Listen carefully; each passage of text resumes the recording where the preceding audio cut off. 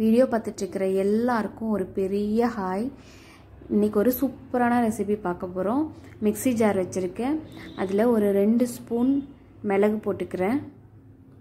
அது கூட 1 ஸ்பூன் ஜீரகம், 1 ஸ்பூன் சோம்பு. இதை நல்லா பவுட்ரு பண்ணி தண்ணி விடாமல் பவுட்ரு பண்ணி எடுத்துக்கலாம். இது தனியாக இருக்கட்டும். ஸ்டவ்வில் ஒரு கடாய் வச்சுருக்கேன். கடாய் சூடானதும் கொஞ்சமாக கடலெண்ணெய் ஊற்றிக்கிறேன்.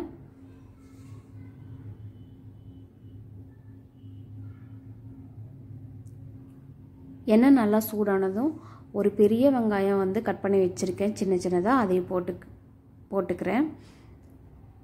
வெங்காயத்தை நல்லா வதக்கிக்கலாம்.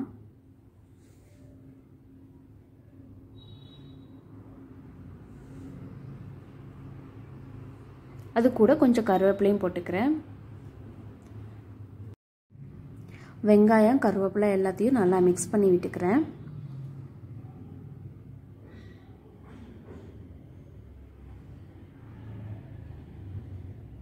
வெங்காயம் நல்லா ப்ரௌன் ஆனதுக்கப்புறம் 1 ஸ்பூன் இஞ்சி பூண்டு பேஸ்ட் தட்டி வச்சுருக்கேன். அதையும் போட்டு நல்லா மிக்ஸ் பண்ணிக்கலாம்.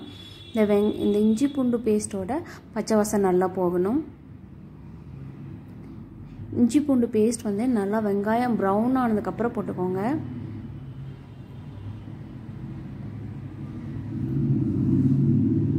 இப்போ இதை நல்லா மிக்ஸ் பண்ணி விட்டுக்கலாம். அதோட பச்சை வாசம் போனதுக்கப்புறம் ஒரே ஒரு தக்காளி, நல்லா பெரிய தக்காளியாக பழுத்த தக்காளியாக போட்டிருக்கேன். அதையும் நல்லா மிக்ஸ் பண்ணிக்கிறேன்.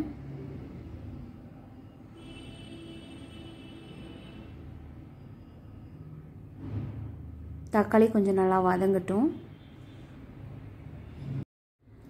தக்காளி ஓரளவுக்கு நல்லா வதங்கினதுக்கப்புறம் ஒரு 2 ஸ்பூன் மிளகாத்தூள் போட்டுக்கிறேன். காரத்துக்கு தகுந்த மாதிரி நீங்கள் அட்ஜஸ்ட் பண்ணிக்கோங்க. 1/2 ஸ்பூன் மஞ்சத்தூள், கொஞ்சமாக உப்பு, இதெல்லாம் போட்டு நல்லா மிக்ஸ் பண்ணிக்கிறேன். இந்த மிளகா பொடி, மஞ்சள் பொடியெல்லாம் எண்ணெயிலே போட்டு வதக்கும் போது நல்லா கலர் வரும். அதுக்காக எண்ணெயிலே போட்டு வதக்கிக்கோங்க.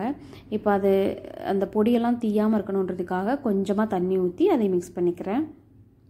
இப்போ தக்காளியெல்லாம் நல்லா வேகட்டும்.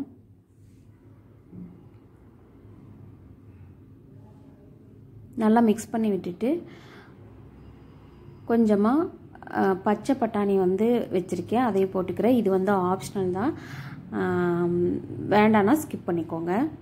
அதையும் போட்டு கொஞ்சம் நேரம் வதக்குனதுக்கப்புறம் ஒரு பேக்கெட் மஷ்ரூம் நல்லா கழுவி சின்ன சின்னதாக கட் பண்ணி வச்சுருக்கேன். அதையும் போட்டுக்கிறேன். இந்த பேக்கெட் ஒரு 200 கிராம் இருக்கும்.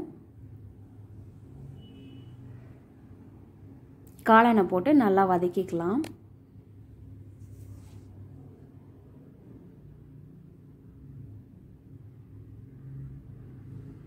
நல்லா மிக்ஸ் பண்ணி வச்சு மூடி வச்சு வேக வச்சுக்கலாம்.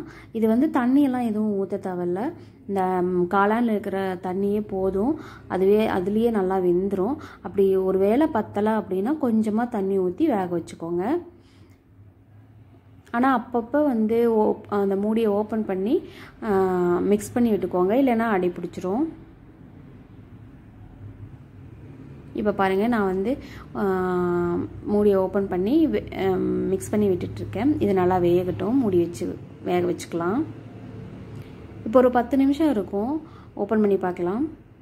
நல்லா வெந்துருச்சு. காளான், பட்டாணி எல்லாமே சூப்பராக வெந்துருச்சு. இதுக்கப்புறம் நம்ம அந்த அரைச்சி வச்ச மசாலாவை இதில் போட்டு மிக்ஸ் பண்ணிக்கலாம்.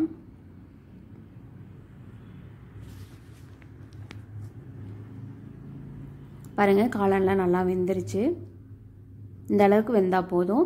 இப்போ அந்த அரைச்சி வச்ச மசாலாவையும் போட்டு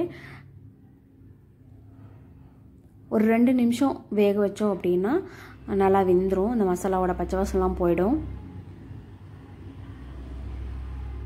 அவ்வளோதான். ஒரு 2 நிமிஷம் வேக வச்சு எடுத்தோம்னா மஷ்ரூம் மசாலா ரெடி.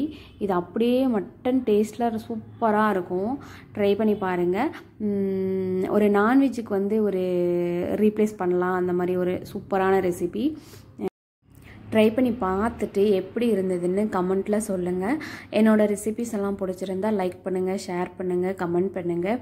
அதோட மல்லித்தலையை தூவி ரெசிபி முடிச்சிடலாம். தேங்க்யூ.